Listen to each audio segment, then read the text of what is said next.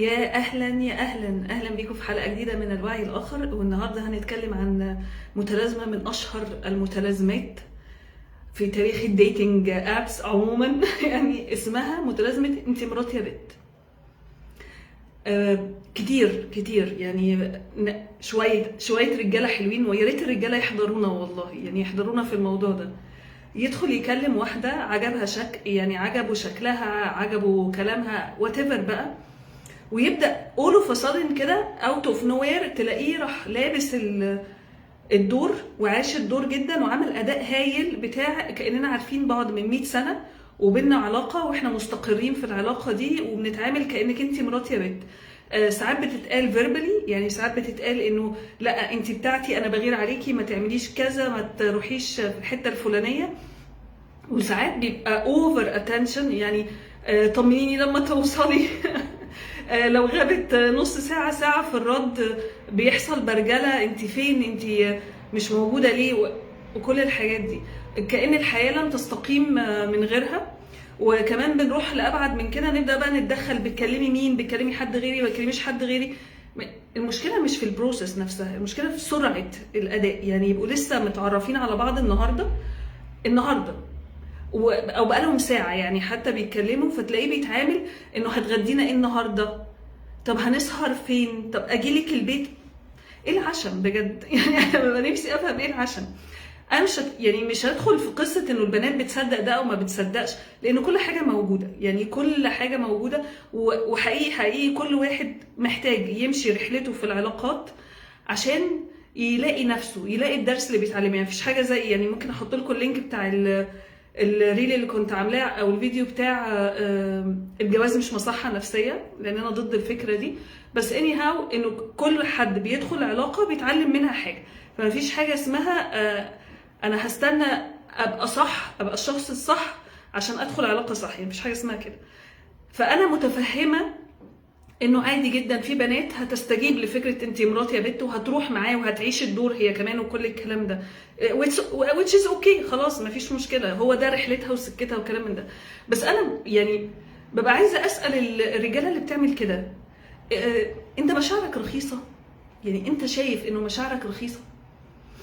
شايف انه الصدق مش قيمه عندك، مثلا ان انت لما تقول حاجه تبقى حقيقي حقيقي تعنيها؟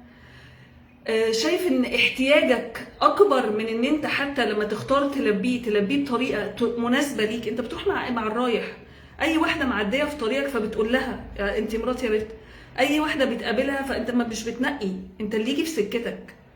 يعني هل انت يعني امعه كده مهلهل، ما عندكش ذات، حاسس بحاجه فتروح بقى تتكلم مع اي واحده وتقول نفس الكلام لواحده واثنين وثلاثه؟ بجد بجد انت مش حاسس انك بتستنزف مشاعرك؟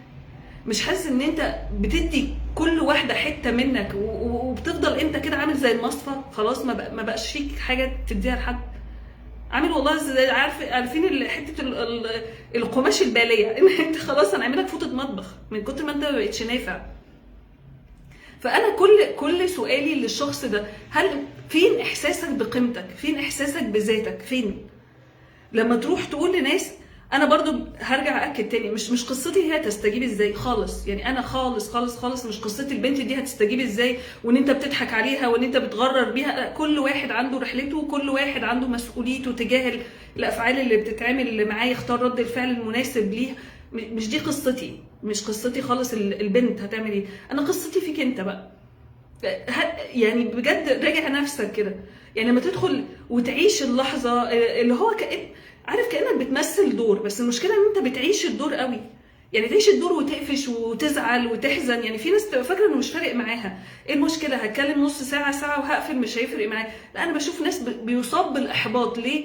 لان مره في الثانيه وفي الثالثه هو بيمثل المشهد، ما بيوصلش لمشهد الختام او للهدف بتاعه ان هو بقى في علاقه حقيقيه.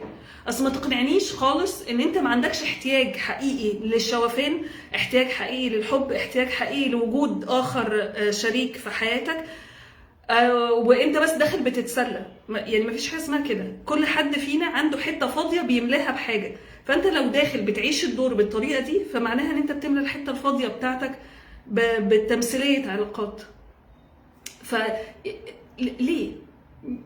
والله ليك انت، ليه بس، يعني ليه؟ ما تعيش حقيقتك، ما تعيش، قول اللي طالع من في قلبك. انا محتاج دلوقتي ان انا اعيش الدور، هتمثلي معايا شويه ولا لا؟ يعني حتى ابقى صادق مع نفسك، لانه ساعات فعلا بتعيش الدور لدرجه ان انت بتتقمصه وما بتعرفش تخرج منه، فتبقى اتسبت واتخدعت.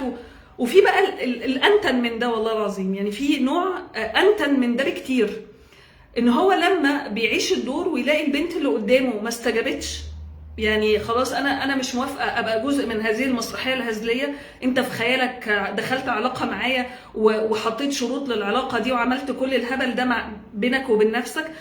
ووصلنا بقى للمرحله اللي هي الايه الحاسمه، اللي هو انت مراتي يا بنت، فتعالي عندي، اجي عندك، ننام مع بعض، نفتح لايف تشات ونعمل فون سكس، ولا تفتحي لي كاميرا وتوريني جسمك وميوتشوال ماستربيشن والكلام ده.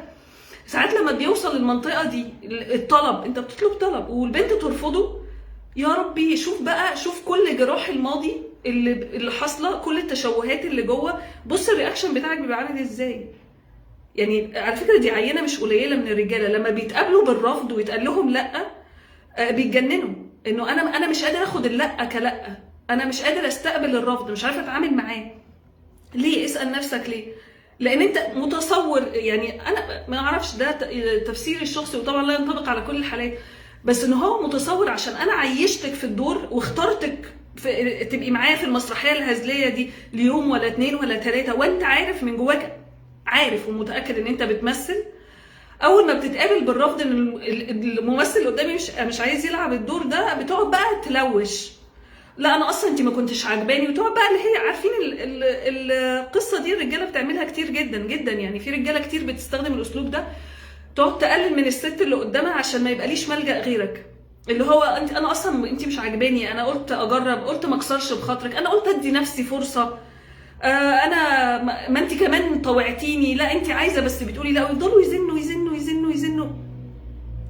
انت بتتعامل مع الرفض ازاي؟ يعني صدقني بص جوه نفسك، شوف اجزائك المكسره، شوف اجزائك الموجوعه، حاول تلملم كده، يعني كل بنت تعرفها تقول لها الكلمتين دول، شوف انت بتخسر ايه من نفسك لما بتقفل الشات، بجد بتخسر حته كبيره من نفسك، الا لو انت شايف للاسف يعني في رجاله كتير مشاعرهم بلا قيمه، يعني حاسس ان انا بشوف ان انا اسفه في اللفظ يعني، بس انت رخيص، انت رخيص فعلا، اللي هو